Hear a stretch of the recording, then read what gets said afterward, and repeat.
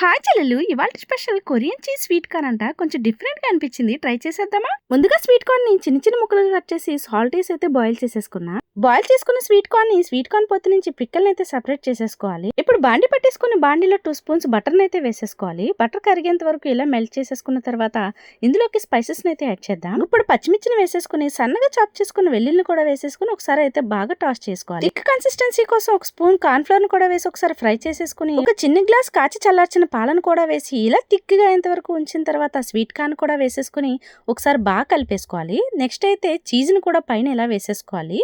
ఇదైతే భలే ఉందన్నమాట. చీజ్ని వేసేటప్పుడు కానీ కలిపేటప్పుడు కానీ మనం వేసుకున్న చీజ్ మెల్ట్ అయ్యి ఇలా తీగలుగా వస్తుందన్నమాట. చూడడానికి భలే అనిపించింది. నెక్స్ట్ అయితే 1 స్పూన్ మిరియాల పొడి, 1 స్పూన్ చిల్లీ ఫ్లేక్స్ ని కూడా వేసేసుకుని బాగా కలిపేసుకుని ఇలా థిక్ కన్సిస్టెన్సీ వచ్చేంత వరకు ఉంచిన తర్వాత సర్వింగ్ బౌల్ లో తీసేసుకుని సర్వ్ చేసేసుకుని వేడి వేడిగా తింటే టేస్ట్ చాలా బాగుంటుంది. ఓకే, ట్రై చేయొచ్చు అనిపించింది. వీడియో నచ్చితే లైక్ చేసి షేర్ చేసి మన ఛానల్ ని సబ్స్క్రైబ్ చేసుకోండి.